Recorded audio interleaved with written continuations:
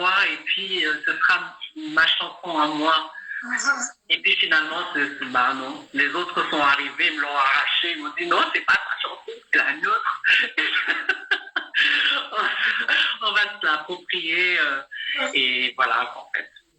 Et cette expérience de Voice, comment elle s'est passée, Charlotte Dipenda, maintenant qu'on t'a ici devant nous? J'ai eu, il y a 2 ou 3 jours, j'ai eu Singila qui m'a dit que c'était une belle aventure, mais bon, elle s'est arrêtée là et tout. Mais toi, comment est-ce que tu l'as vis? Pour moi, c'est d'abord une magnifique expérience humaine. Parce qu'au-delà du côté bling-bling, des lumières, des caméras, je pense que le fait déjà d'admettre qu'on est capable aujourd'hui de transmettre le peu de choses qu'on a appris, le peu de choses acquises par expérience. Donc, je vais pouvoir partager cette expérience-là avec les jeunes talents du continent. Pour moi, c'était déjà quelque chose d'exceptionnel. Maintenant, en tant que coach, ben, je crois que c'est comme la maternité. L'enfant arrive, mais on ne sait pas du tout comment on va grandir avec cet enfant-là. Et c'est vraiment la même histoire que j'ai avec mes talents de The Voice. Je sais ce que j'ai ressenti quand j'ai eu envie de buzzer. Mais tout au long de l'aventure, on a des talents qui vont plus facilement se révéler à nous, d'autres qui ont besoin qu'on s'attarde sur leur vie privée. Bref, qu'on crée une vraie relation, d'abord humaine, avant d'être dans le show, en fait. Donc, c'est l'attitude qu'un coach et un talent va avoir de se dire, on n'a pas beaucoup de temps, on n'a qu'un mois pour pouvoir créer une relation.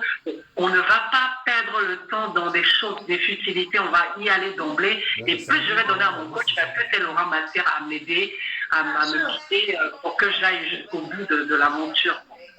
Oui, en tout cas, bravo. Et maintenant, on va passer au son qui vient de sortir. Ça, c'est encore... Bon, on ne t'attendait pas sur cet angle-là. Et tu nous amènes encore quand tu n'es pas là. Pourquoi ce titre d'abord? Pourquoi quand tu n'es pas là? Je voulais parler un peu du manque.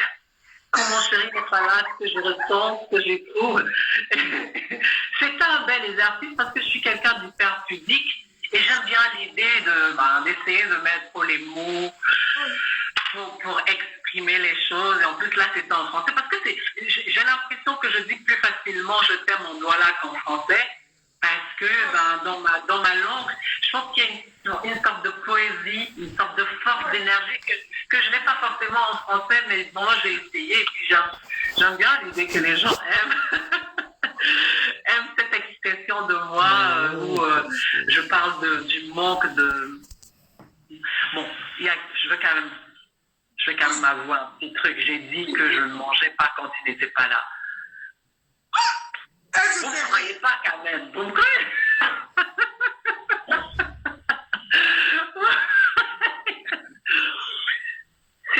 C'est à moitié une vérité. Mais pour tout le reste, c'est vrai. Tu vas maigrir alors. Déjà, il n'y a pas grand-chose à prendre. Regarde. Si en plus je m'affame, quand il n'est pas là, quand il va arriver, il n'y aura plus rien, il n'y aura plus personne. Je vais disparaître.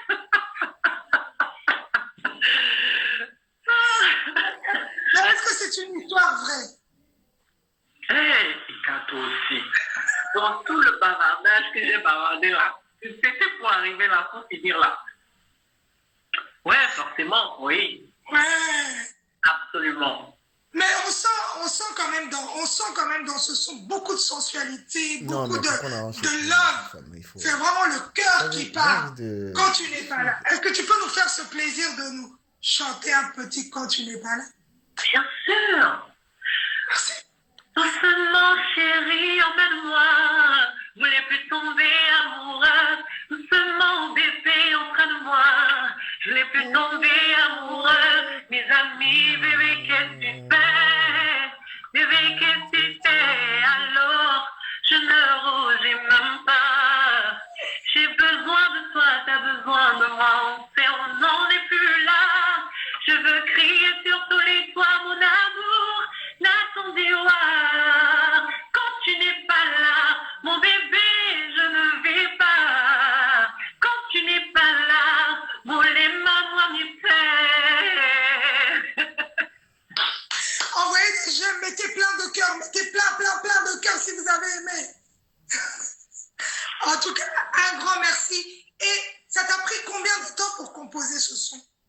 Pas beaucoup parce que je crois que j'étais en voyage quand je l'ai écrit, j'étais dans l'avion.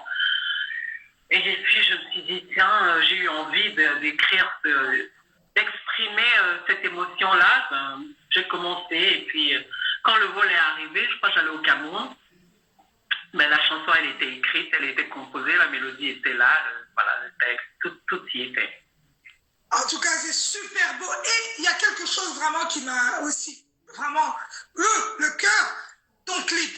Un super beau clip. Tu es super bien habillé. Tu as mis en valeur des designers africains. On a vu Eli Kwame. Vraiment, Tout à fait. le waouh. Parle-nous un peu de ce clip. Bah, il a été tourné à Johannesburg déjà, parce que c'est important à chaque fois, hein, chacun de mes projets, j'aime bien montrer ce paysage africain là, et puis je me suis dit pourquoi pas Johannesburg, c'était une très très belle expérience. J'ai aimé travailler avec un nouveau réalisateur, parce que c'est la première fois que je travaille avec ce réal là. Il a un regard, il a une certaine poésie que j'aime et j'aime beaucoup le résultat aussi. Waouh. Et Charlotte, on t'entend souvent parler lingala. Est-ce que tu parles lingala? On t'a vu avec Fali J'aimerais tellement. Je chante le lingala depuis tellement longtemps aussi. Ça fait au moins 20 ans que je chante cette langue-là. Est-ce que, Ika, il n'y a pas un secret pour apprendre facilement une langue? Tu saurais, toi, comment faire pour que... Il faut manger du pondou, il faut manger du tama. Ça, je fais déjà. Le pondou, je suis une grande mangeuse de pondou, de chiffouang. Vraiment, Mais ça marche toujours pas. Ça veut dire qu'il y a un truc que je ne fais pas bien. Non, je vais t'envoyer un petit livre là où tu vas apprendre la langue comme ça. Avec plaisir. Mais j'aimerais tellement, tu sais, faire même une chanson en lingala, parce que c'est une langue qui est similaire au douala. Elles se ressemblent vraiment, les deux langues, et je pense qu'un mélange de lingala et douala, ça peut faire quelque chose d'intéressant. Pourquoi pas essayer de le faire sur l'album à venir là? Il faut dire ça à tous tes frères congolais là, d'essayer de composer quelque chose où on fait un mix un peu. Ce n'est pas rentré dans les oreilles d'une sourde. Mika, je t'ai entendu. Je suis ton regard. Voilà, vraiment. Moi, j'ai eu la chance de te voir prester à Brazzaville. C'était une fête privée, mais tu as chanté toute une chanson du début à la fin en lingala. Oui, je crois que c'est une chanson de Moïse B que j'avais. Ah oui, cette chanson. Tu as chanté toute la chanson.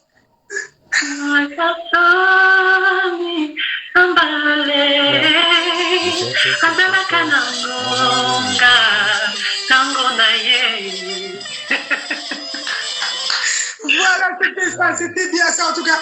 Merci Charlotte Dipanda pour ce moment, malgré que c'est un peu compliqué du point de vue technique. Mais C'est sûr que ça passait pas très bien. Tu vois que chez moi, tout de suite, bon, c'est ça. Je rigole. Et ton mot de la fin, qu'est-ce que tu peux dire à tous ces gens qui nous ont suivis aujourd'hui? Ils sont des milliers à nous suivre. Vraiment, un mot pendant ce confinement qui tend vers la fin et cette période difficile qu'on vient de vivre. Je vous interviewer. Je voudrais juste les rappeler à l'essentiel, leur rappeler combien l'humain est important. L'humain n'a jamais été aussi important qu'aujourd'hui. Et j'espère vraiment qu'au sorti de cette pandémie, on va réaliser que la chose la plus importante, c'est ce qu'on est en train de faire maintenant, mais que ce ne soit pas juste un truc passager, quoi. Il faut qu'on comprenne que se checker de temps en temps, aimer profondément, sincèrement, honnêtement, il n'y a rien de plus important. Donc moi, tout ce que je vous envoie ce soir, c'est que des cœurs. Je vous aime, mais c'est pas que des mots. Je vous aime parce que humainement, j'ai besoin de votre énergie, moi, pour me sentir aussi complète. Je vous embrasse très, très, très, très fort et aimons-nous vivants.